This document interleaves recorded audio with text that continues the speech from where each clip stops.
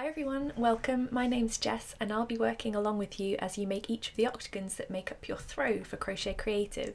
The throw's been designed specifically for this series and each of the octagons features a unique stitch pattern or colourway, and because of their shape naturally there's going to be some gaps in between the octagons, so we're also going to make some of these little joining squares which gives some nice little pops of colour between the more intricate stitches of the octagons. The first octagon we're looking at this week is called Allegra and it's a nice easy one to start with.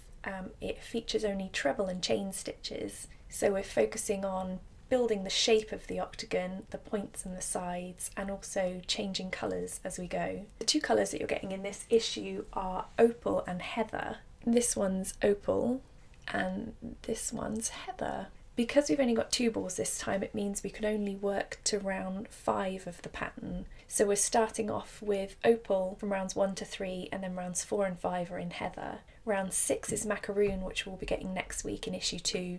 And round 7 is Jasmine, which we'll be getting in issue 5. So before we dive in, I just want to make a little note of tension. Because we're given very specific tools with Crochet Creative, we've got this nice 4mm hook with a rubber grip and this pretty yarn. Matching your tension to the designer's tension might be a little bit tricky. It might be that you work slightly looser than the designer and your octagons are coming out bigger, or you might work slightly tighter and they're coming out smaller. That's okay, but we've given you some guidelines to follow just to try and get your work as close as possible. So if you stop at the end of round 2 and just measure your work from side to side, it needs to be as close to 6cm as possible. If it's slightly smaller or slightly bigger, that's okay. What you want to avoid is your octagon at that point being much bigger than 6cm. We're going to be hanging on to the leftovers each week and then reusing them in future octagons. You don't want to run the risk of running out of yarn. So if that's you and your octagons are coming out at that point bigger than 6cm, then you might want to consider using a different hook. If you can't tighten up your work naturally, you might want to consider going down a hook size, down to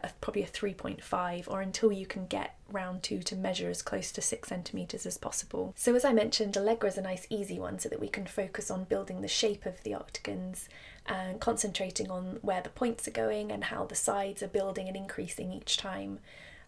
It'll also give us an opportunity to pay attention to how colour changes are worked. So there's quite a nice technique with these octagons for starting a new round, and that's going to avoid a really obvious seam appearing. And it's worked when you're moving from one round to another round of the same colour, and that's to work a turn, slip stitch, turn. So at the end of the round you'll actually turn the work, slip stitch in the space to the left, turn the work back to start the round, and that gives a nice even appearance to the octagon where you can see here that there's not really any obvious seam. But if you want to see how to do that more closely, then there's another video that will be accompanying these vlogs which will show you round by round exactly how to work each of the octagons. So I hope you enjoy working Allegra and I'll see you next week. Bye!